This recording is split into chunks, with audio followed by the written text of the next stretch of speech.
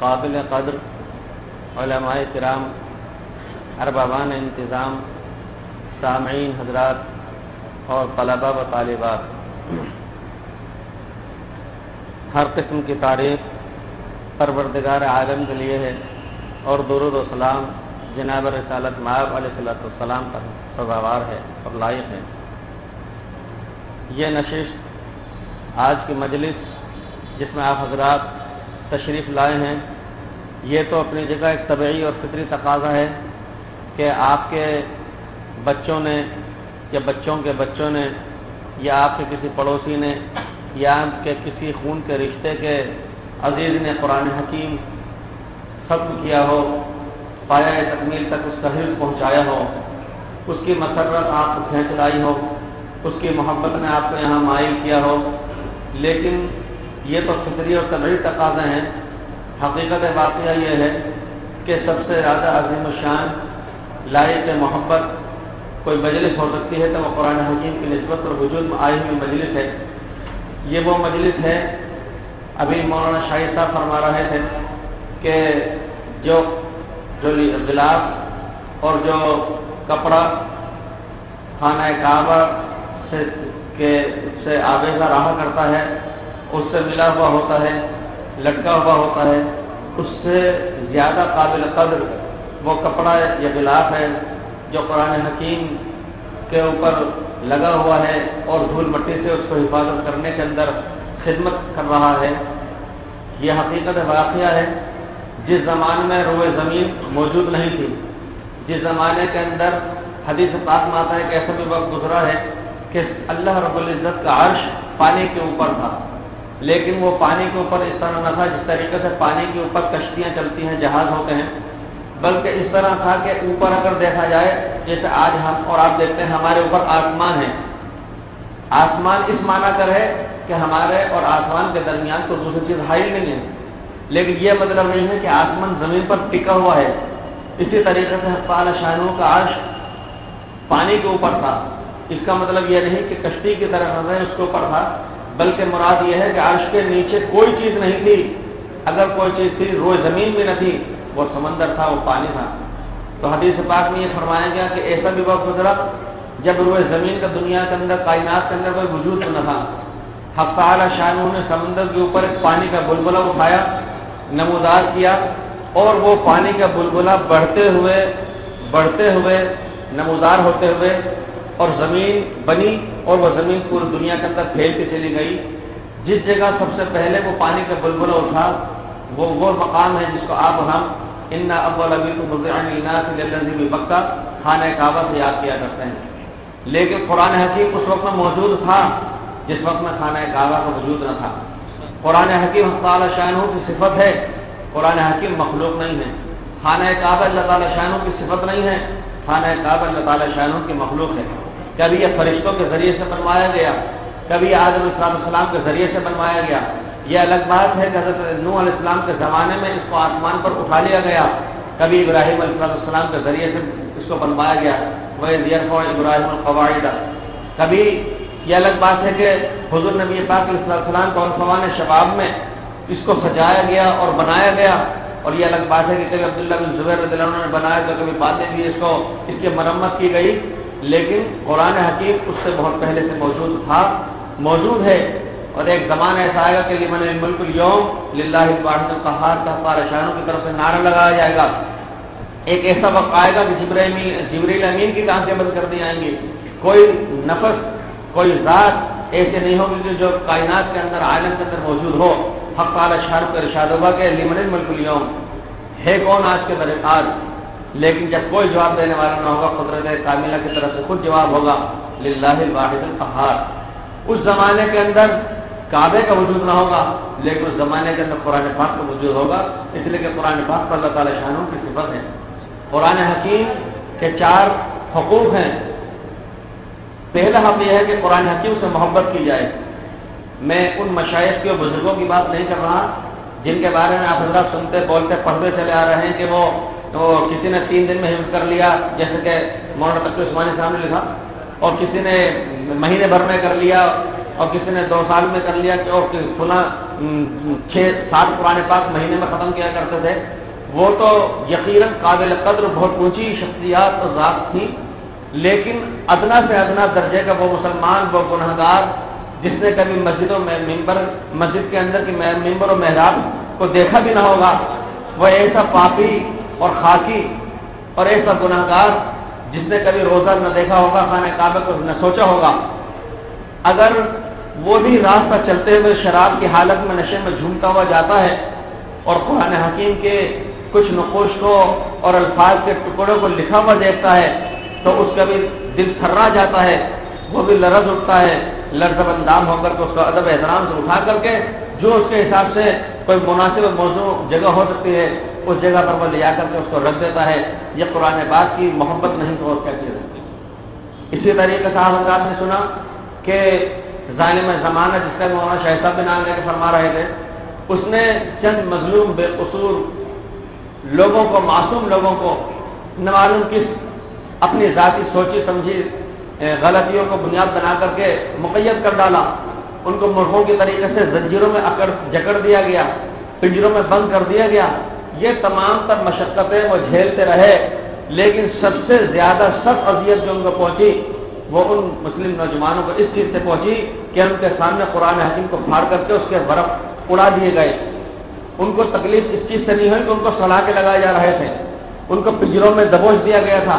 ان کو زنجیروں میں مرغا بنا کر کے باندھ کر کے گھنٹوں کے لیے نہیں دنوں کے لیے چھوڑ دیا گیا تھا۔ ان کو سب سے زیادہ اذیت پہنچی تو اس چیز سے پہنچی کہ اس ایمان والے کے سامنے قرآن پاک کے پاک ورقوں کو لٹایا اور اڑایا جا رہا تھا، پھاڑا جا رہا تھا۔ یہ قرآن پاک کی محبت ہر مسلمان کے دل و دماغ میں اور رگ و ریشے میں نہیں تو اور کیا ہے۔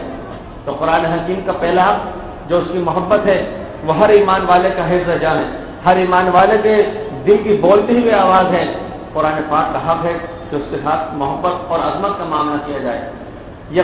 قرآن پاک سے محبت اور کا تعلق نہیں تو کیا ہے؟ نماز وہ در حقیقت قرآن پاک کو آگے بڑھانے والا ایک پیغام ہے۔ نماز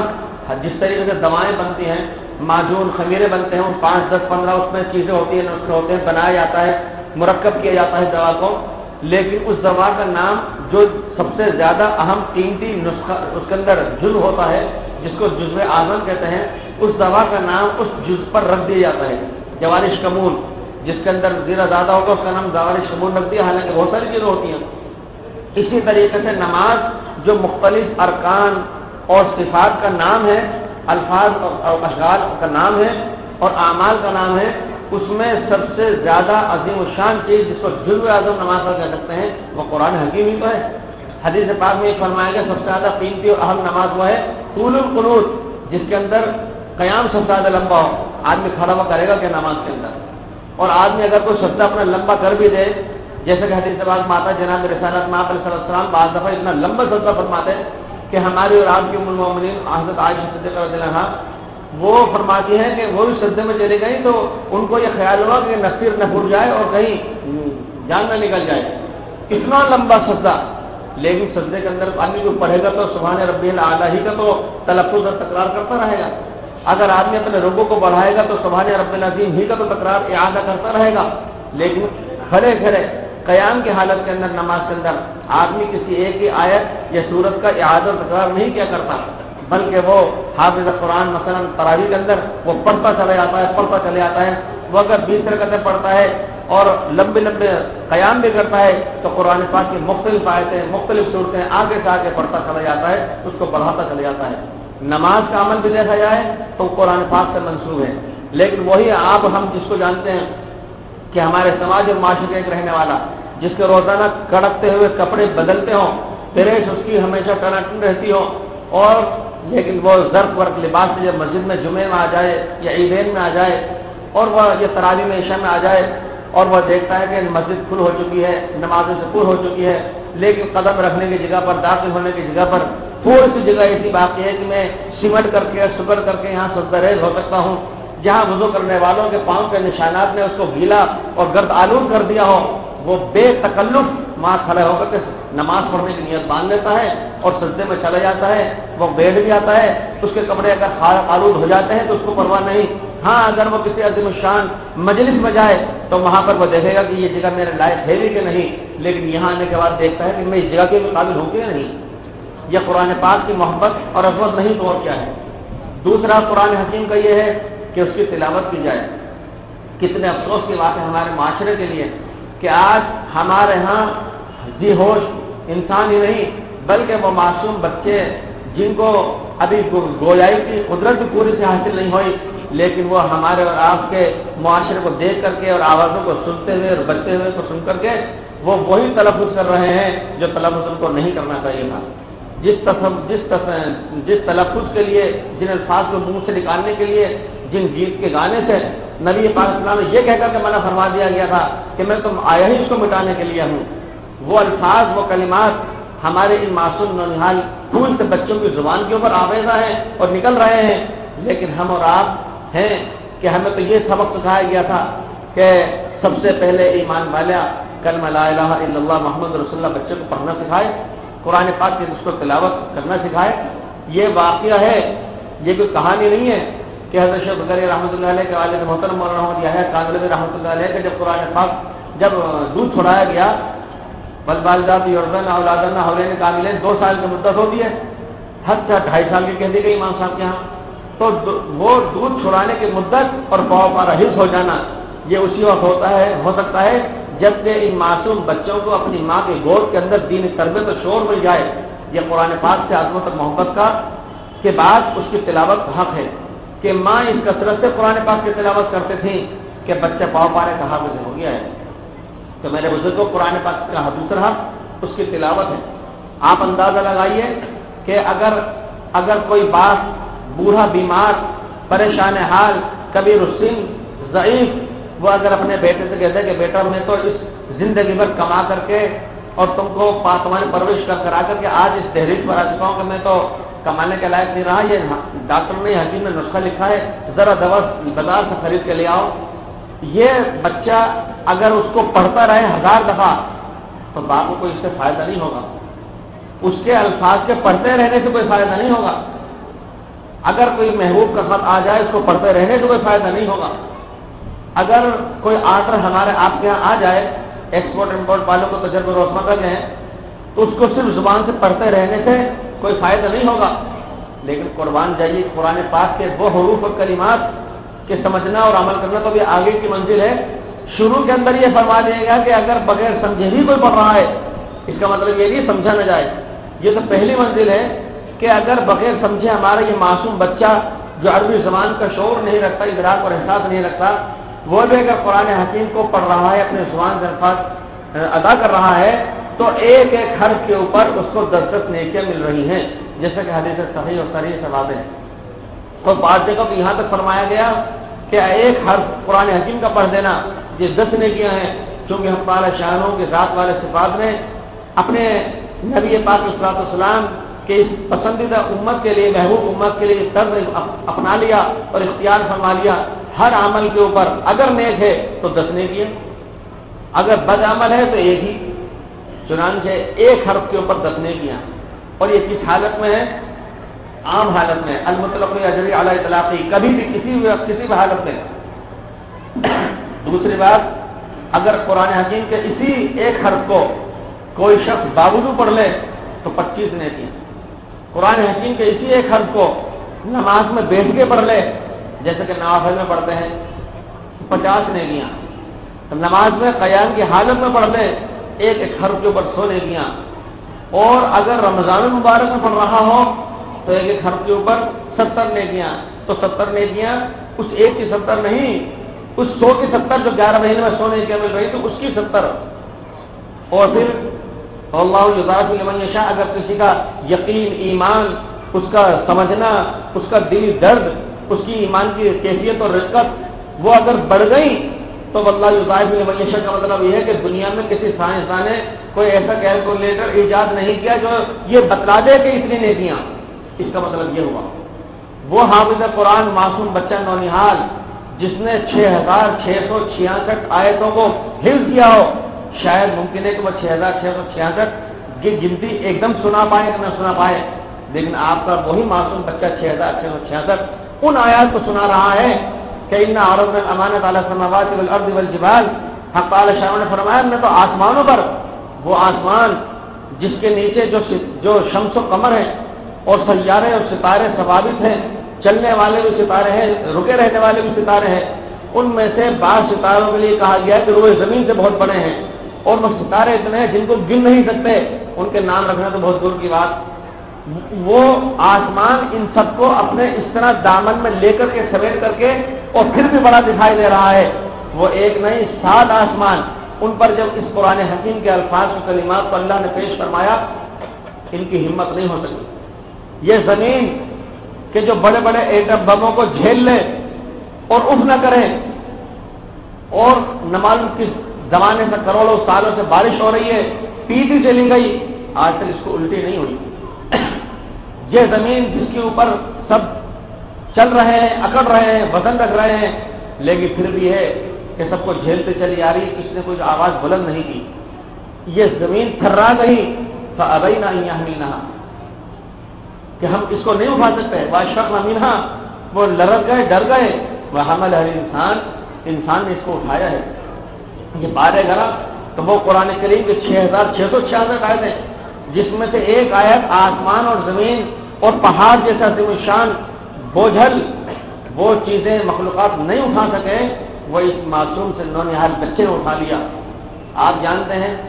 ہم اور آپ جب 2-4 روپے کی ریزی ہوتی ہے تو ویسے ہی بے بٹک دیتے ہیں، جب کوئی بڑے چیک ہوتا ہے یا بڑی رقم ہوتی ہے تو اس کو تھوڑے طاق میں رکھتے ہیں، زیادہ قیمتی جواہرات ہوتے ہیں اور پورا کریم یا ہوتی ہے تو اس کو اندر سے اندر لے آ کے رکھتے ہیں، تجوری میں رکھتے ہیں، اور زیادہ کوئی قیمتی چیز ہے تو تجوری کے اندر کے ہی اندر اس کے اندر مخصوص ایسے تاخچے کے اندر کہ جو چپکا ہوا ہو، لگا ہوا ہو، ہر ایک کی نظر ایک دم جا نہ سکے، وہاں پر رکھتے ہیں۔ اس کو کتنا محفوظ کر دیا ہے آپ نے۔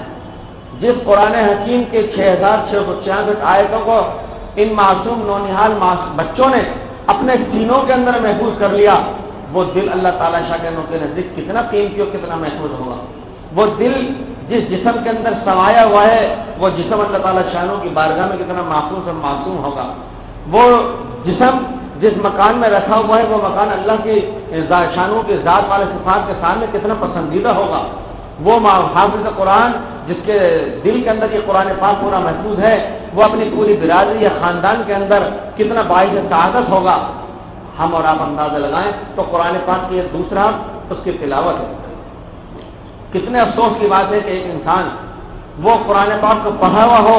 لیکن برسہ برس گزر جائے، قرآن پاک ختم کرنے کی نوبت نہ آئے۔ وہ لوگ بہت مبارک ہیں، قابل مبارکباد ہیں جو حضرات اہتمام فرماتے ہیں۔ بعض حضرات کو دیکھا گیا کہ سب مغرب بعد سورہ واقعہ پڑھتے ہیں، فلاں وقت میں یاسین شعر پڑھتے ہیں، فلاں وقت سورہ رحمان پڑھتے ہیں، وہ یقیناً بہت معذور عند اللہ ہیں اور برکتوں کے حامل ہیں، لیکن اگر وہ یہیں تک بچ کر کے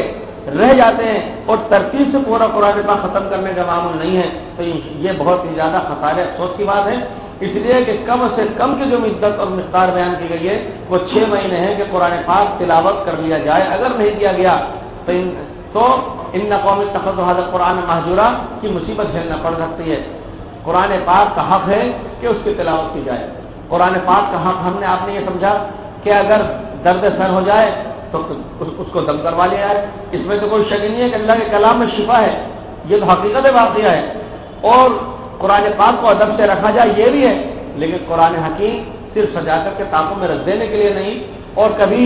غمی خوشی کے موقع میں نکال لینے کا ہی نام نہیں، بلکہ قرآن کریم تو روزمرہ کی تلاوت اور عبادت ہے۔ قرآن حکیم کو نہ سمجھا تب بھی وہ ثواب اور باعث اجر ہے۔ اور ایسے ہی مجلس کے ایمان کے لیے دشمن جمع نہیں ہوتے تھے، نبی پاک صلی اللہ علیہ وسلم تشریف لے جاتے تھے، سمجھاتے تھے، کوئی جھلکتا تھا، لیکن قرآن پاک یہ ایسے الفاظ کلمات ہیں، ایسے نورانی اپنا اندر اثر رکھتے ہیں کہ دشمنان دین بھی خود چل کر کے سمٹ کر کے چلے آتے تھے۔ یہ الگ بات ہے کہ رات کا وقت دیکھتے تھے، اندھیری کو دیکھتے تھے اور یہ بھی سوچتے تھے کوئی آگ لگائے تو مجھے دیکھ نہ لے۔ ایسا بھی ہوتا تھا بعض دفعہ کہ جو بڑے بڑے چودھری قسم کے نیتا قسم کے لوگ دن کے اندر پنچایت کر کے طے کر رہے تھے کہ کوئی محمد صلی اللہ علیہ وسلم کا کلام نہیں سنے گا، ان کے قریب نہیں آئے گا، رات کو چھپ کر کے وہ بھی جا رہے ہیں قرآن پاک کو سننے کے لیے، اور ایک مجلس منعقد ہو جاتی تھی یہ ادھر سے ٹکرایا، اس کی پیٹھ اس سے ٹکرائی، پتہ چلا کہ ایک نہیں چار چار دشمنان دین قرآن حکیم چپ چپ کے سننے کے لیے آ گئے ہیں۔ تو قرآن پاک ایمان کے لیے تو مجلس سے چاہے منعقد نہ کی، لیکن دشمنوں نے بھی نہ چاہتے ہوئے بھی قرآن کریم کے لیے اپنی مجلس سے منعقد کر لی۔ قرآن حکیم کا دوسرا حق تلاوت ہے، قرآن حکیم کا تیسرا حق اس کے اوپر اس کا سمجھنا ہے، اس کا فہم و ادراک ہے۔ یہ تو ممکن ہے کہ ہر شخص جس طریقے سے مکمل ڈاکٹر نہیں بن سکتا، ہر شخص مکمل انجینئر نہیں بن سکتا، ہر شخص مکمل قوانین ملکیہ کو نہیں جان سکتا، لیکن اس کے لیے یہ تو ضروری ہے کہ جس ملک میں رہتا ہو وہاں کے روزمرہ کے قانون کو تو جانے نا۔ اس کے لیے یہ تو ضروری ہے کہ وہ خود اپنے بارے میں تو سمجھ لے، میں فلاں مرض کا مریض ہوں تو مجھے کن کن چیزوں کا پرہیز ہے، یہ تو اس کا حق خود کا ہے۔ اسی طریقے سے قرآن حکیم کی پوری مکمل طریقے سے فہم و ادراک، اس کی تشریح، اس کی تفسیر کا سمجھ لینا، یہ غرض فرض ہیں ہر ایک کے اوپر نہیں ہے، لیکن آدمی بقدر ضرورت اپنے شعبہ زندگی سے متعلق قرآن پاک کے بارے میں یہ تو معلوم کرے کہ میرے پروردگار نے اس میں مجھ سے کیا کہا ہے۔ واللہ حق تعالی شاعر نے قرآن حکیم میں بعض دفعہ اپنے بندوں سے اتنے محبت بھرے انداز میں خطاب کیا ہے کہ اگر کوئی دشمن بھی ہو تو اس کی طبیعت پلک اٹھے، اگر کوئی مخالف بھی ہو، سنگ دل بھی ہو، تو وہ بھی لرز جائے کہ میرے پروردگار نے اتنی محبت سے اور مجھ سے خطاب کیا۔ ہم نے تو یہ سمجھا یہ تو یا ایھا الناس لوگوں سے خطاب ہو گیا، یا یہ اہل کتاب یہود و نصارہ سے ہو گیا، ہمارے لیے اپنے کچھ رکھا ہی نہیں۔ پورا قرآن پاک اس کا حق ہے، اس کو سمجھنے کی کوشش کی جائے، اس کو معلوم کرنے کی کوشش کی جائے، علماء دین سے پڑھوں سے معلوم کیا جائے کہ قرآن ہمیں، میں تاجر ہوں، میرے بارے میں قرآن نے کیا حکم دیا ہے وہ بتلائیں گے۔ آیت ربا، آیت بے و شرا کو سنا کر کے آدمی پوچھے گا کہ نماز کے بارے میں، آدمی پوچھے گا اللہ نے مجھے صاحب نصاب کر دیا ہے، زکوٰۃ کے بارے میں اللہ نے قرآن میں کیا فرمایا ہے، تو یہ بھی قرآن پاک کا فہم ہے کہ آدمی براہ راست یا بال واسطہ یا بلا واسطہ اس کو سمجھنے کی کوشش کرے کہ قرآن پاک کے اندر کیا کہا گیا ہے۔ کتنے افسوس کی بات ہے ہمارے ان بھائیوں کے لیے کہ بہت بڑے پیمانے پہ کروڑ روپیہ خرچ کر کے وہ بڑی بڑی کمپنیاں، فیکٹریاں قائم کر لیں، اور جب انہوں نے مال تیار کیا، اس کے ساتھ تشریف لائیے نا، جب انہوں نے مال تیار کر لیا، باہر سے اس کے لیے آرڈر آ گئے کہ صاحب آپ یہ مال بھیج دیجئے، آدمی اس لیے نہیں بھیج پا رہا کہ یہ انگلش میں لکھا ہوا ہے، مجھے انگلش نہیں آتی۔ اگر وہ دوسری زبان میں لکھا ہوا ہے تو آدمی ایسا افراد کے پاس جاتا ہے، پڑھوا کر کے سنتا ہے کہ بھائی اس میں کیا لکھا ہے۔ ایک دفعہ ایک لطیفہ پیش آیا، ایک صاحب بستی کے اندر بہت پڑھے لکھے شمار کیے جاتے تھے، آج کے زمانے میں حقیقت میں تعلیم کا ہے، پہلے زمانے کا واقعہ کہ کوئی صاحب تھے مجلس اپنی بستی کے سب سے پڑھے لکھے مانے جاتے تھے، وہاں پر باہر سے کسی صاحب کا کوئی خط آ گیا، لوگوں نے کہا پریشان ہونے کی بات ہے، وہ بہت پڑھے لکھے ان کے پاس چلو۔ اب لوگ باغ ان کے پاس آئے کہ یہ پڑھ کے سنا دیجیے، انہوں نے خط ہاتھ میں لیا، چونکہ پڑھنا کچھ آتا نہیں تھا، الٹتے رہے، پلٹتے رہے، دیکھتے رہے، چہرہ اتر گیا، لوگ یہ سمجھے کہ شاید اس رشتہ دار کا فلاں جو رشتہ دار رہتا ہے وہ مر گیا، اور یہ کہنے کے اندر ذرا تکلف کرنا ہے، اس نے دھاڑے مار کر رونا شروع کر دیا، چنانچہ وہ ماحول ماتم کا سا گیا۔ پتہ یہ چلا کہ اس کو پڑھنا نہیں آتا تھا، تو میں یہ عرض کر رہا تھا کہ وہ فیکٹری کا مالک جو ارب کروڑ روپیہ خرچ کر کے قائم کرے فیکٹری، مال تیار کرے، اور جب آرڈر آئے تو صرف اس لیے نہ بھیجے کہ یہ انگریزی میں لکھا ہوا ہے، مجھے انگریزی نہیں آتی، یا یہ عربی میں لکھا ہوا ہے، مجھے عربی نہیں آتی۔ جس طریقے سے اس کے لیے یہ ضروری ہے کہ وہ پڑھنا سیکھے یا پڑھوا کے معلوم کریں، سنوا کے معلوم کریں، اسی طریقے سے ہمیں اور آپ کو سب کو یہ چاہیے کہ حق تعالی شاہنوں نے جو قرآن حکیم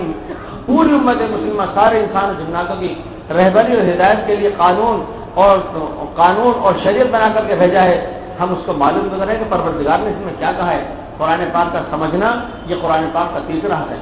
چوتھا حق یہ ہے کہ قرآن پاک کے اوپر عمل بھی کیا جائے۔ قرآن حکیم عمل کرنے کے لیے ہے۔ قرآن حکیم آپ نے دیکھا ہوگا پہلے زمانے میں تو زیادہ رواج تھا، آج کل تو کم ہو گیا، بعض دفعہ دوسرے ادیان اور مذاہب میں ایسا دیکھنے میں آیا، بچپن میں بہت دیکھا کہ رات کے اندر 10 20 50 بیٹھے ہوئے ہیں اور ایک پڑھنے والا کچھ پڑھتا چلا جا رہا ہے، نہ پڑھنے والا سمجھ رہا نہ سننے والے سمجھ رہے، بس وہ جھوم رہے ہیں، پڑے ہوئے بیٹھے ہوئے ہیں، پوری رات گزر گئی، کہاں گئے تھے کہیں نہیں، کیا لائے کچھ نہیں۔ جو پوری ان کے مذہب کی کتاب ان کے سامنے پڑھ کے سنا دی گئی، آپ کیا امید کر سکتے ہیں کہ وہ عمل کر لیں گے؟ جب سنانے والوں کو پتہ نہیں اس میں کیا ہے، سننے والے کو پتہ نہیں اس میں کیا ہے، عمل تو بہت دور کی بات ہے۔ میرے دوستوں بزرگوں، قرآن حکیم تو عمل کرنے کے لیے نازل ہوا ہے تاکہ قرآن پاک پر عمل کیا جائے۔ اسی لیے صحابہ کرام رضوان اللہ علیہم اجمعین کا معمول جو کتاب میں آیا کہ قرآن پاک کے اندر اگر آیت ہے تحریم خمر نازل ہو گئی کہ شراب حرام، تو مدینے کی گلیوں میں دیکھا جا رہا ہے کہ شراب کے مٹکے انڈیلے ہوئے ہیں۔ اگر حکم نازل ہو گیا، آیت حجاب نازل ہو گئی، تو جو خاتون کسی دینی مسئلے میں سمجھنے کے لیے مسجد نبوی کے اندر آ گئی تھی یا نماز میں آ گئی تھی، اگر آیت حجاب کا علم ہو گیا تو وہ واپس نہیں لوٹ رہی کہ میرے پاس ابھی برقع ہے نہیں، چادر ہے نہیں، وہیں رک کر کے منگوایا اور اوڑھ کر کے گئی، کیونکہ قرآن پاک کے اوپر عمل کرنا اس کو کہتے ہیں کہ جیسے علم ہوا اس کے ساتھ فوراً عمل ہوا۔ ہمارے یہاں اور آپ کے یہاں یہ ہے کہ علم ہے اس کے ساتھ عمل نہیں۔ پھر ایک اور یہ بات پیش آئی کہ پہلے زمانے میں آپ حضرات نے ملاحظہ فرمایا ہوگا کہ اپنے یہاں فجر کے بعد عام طور پر گھرانوں کے اندر سے بھی قرآن حکیم کی تلاوت کی آوازیں آیا کرتی تھی، بہت تجربہ ہوا، لیکن اور مرد بھی کسی حد تک پڑھ لیا کرتے تھے۔ لیکن جب سے یہ سلسلہ چلا کہ بھائی خود بخود گھر کے اندر ایک بٹن دبا لیجئے، قرآن لکھا ہوا بھی اس میں آ جائے گا، آواز بھی اسی میں آ جائے گی، ترجمہ تفسیر بھی اس میں آ جائے گی، میں اس کے لیے منع نہیں کر رہا کہ اس کو دیکھا نہ جائے، سنا نہ جائے، اس کے لیے میں منع نہیں کر رہا، میں تو یاد کر رہا ہوں اس کو دیکھ کر کے ہم نے قرآن پڑھنا چھوڑ دیا۔ چنانچہ میرے علم میں ایسے بعض حضرات آئے جو پابندی سے تلاوت کرتے تھے، کیوں نہیں کر رہے صاحب؟ وہ فرصت کے وقت میں ٹانگیں پھیلا کر کے بنیان اور لنگی کے اندر وہ ہاتھ میں لے کر کے ریموٹ کنٹرول لے کر کے بس وہ بدل کے وہ سن لیتے، کبھی تفسیر کبھی قرآن، وہ اس طرح کر لے۔ قرآن حکیم کی تلاوت کا حق اس طرح نہیں ہوتا۔ پھر ایک یہ کہ ایک آدمی مشقت برداشت کرتا ہوا، تنگیاں اٹھاتا ہوا کسی جگہ جا رہا ہے، وہ دوسری کچھ اور قدر کرے گا اس کام کی، اور ایک آدمی اگر بغیر محنت مشقت کے دیکھے گا تو اس کی قدر نہیں کر پائے گا۔ تو قرآن پاک کا چوتھا حق یہ ہے کہ اس کے اوپر عمل بھی کیا جائے۔ تو پہلا حق یہ ہوا کہ اس کی محبت اور عظمت ہو، دوسرا حق یہ ہوا کہ قرآن کریم کی تلاوت ہو، تیسرا حق یہ ہوا کہ قرآن پاک کو سمجھا بھی جائے، سمجھنے کی کوشش کی جائے یا معلوم کرنے کی کوشش کی جائے، اور چوتھا حق یہ ہے کہ قرآن حکیم کے اوپر عمل بھی پیرا ہوا جائے۔ اسی کے ساتھ یہ عرض کروں کہ کانگلہ میں حضرت مولانا افتخار الحسن صاحب دامت برکاتہم ہیں، زندگی بھر ہو گئے ان کو تفسیر بیان فرماتے ہوئے، وہ یہ فرمایا کرتے ہیں کہ قرآن حکیم کے اندر 4 مضامین پورے قرآن کا خلاصہ ہیں، 4 مضامین پورے قرآن کریم کا خلاصہ ہیں۔ 9 بچوں نے ماشاءاللہ تحفظ قرآن کریم کی سعادت حاصل کی ہے، اس نسبت سے بات یاد آئی، عرض کر رہا ہوں کہ قرآن حکیم میں 4 مضامین کو بنیادی طور پر بیان کیا گیا ہے۔ ایک ہے اللہ کی عبادت۔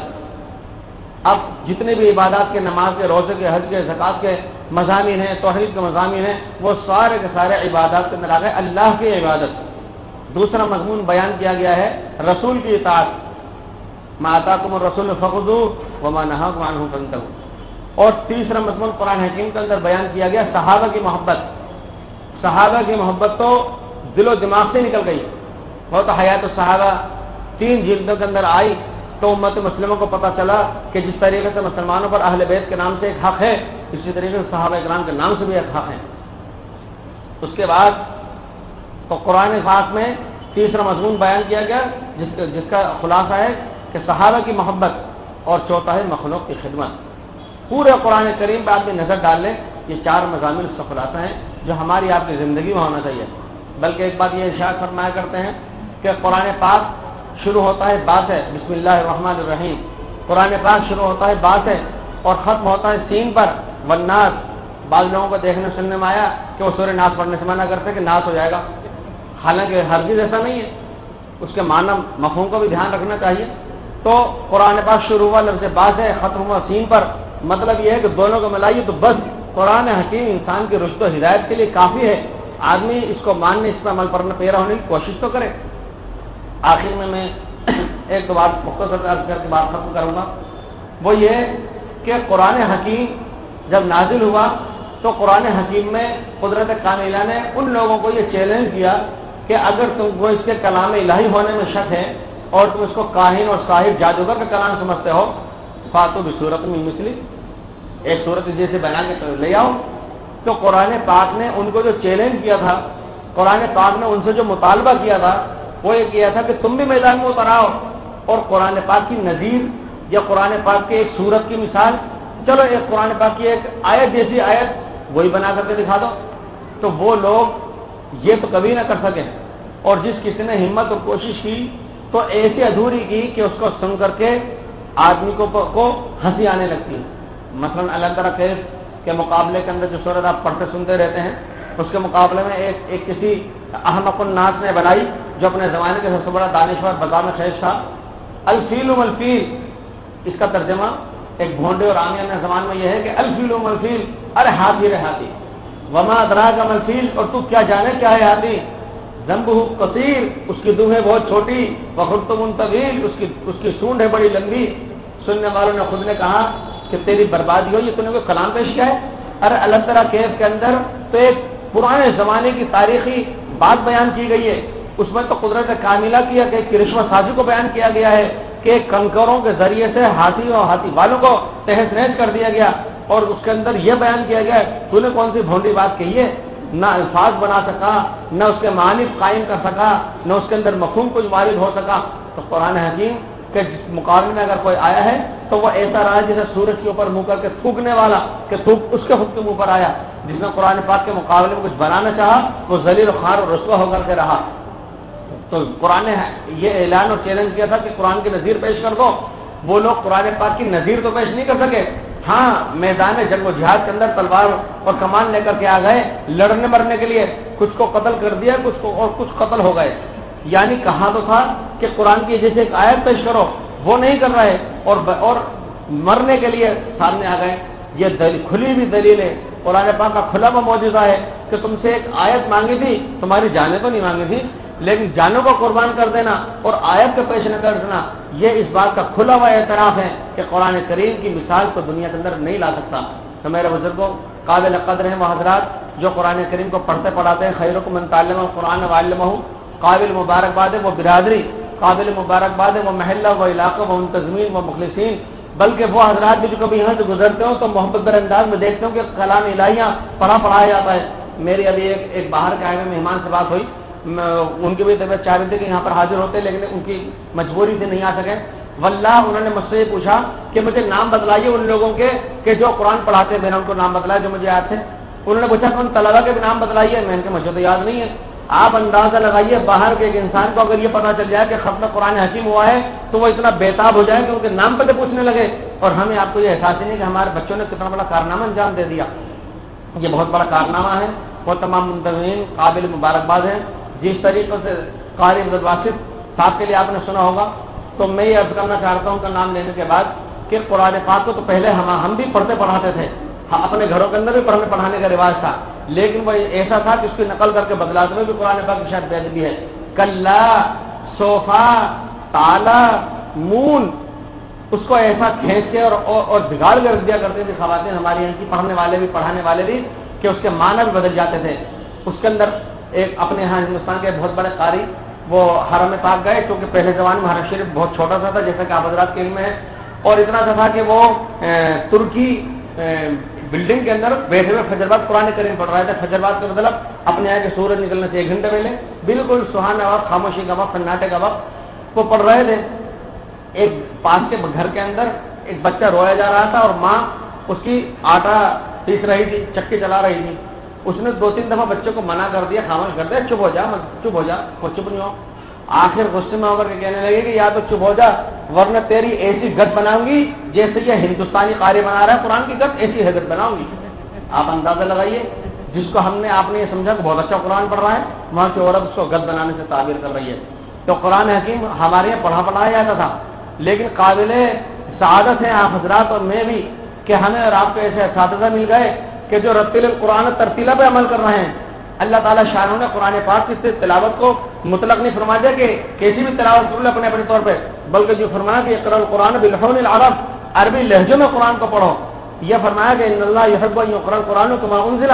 اللہ تعالیٰ شاہنوں کو یہ بات پسند ہے کہ قرآن کو اس طرح پڑھا جائے جس طریقے سے نازل کیا گیا ہے۔ کس طریقے سے نازل ہوا؟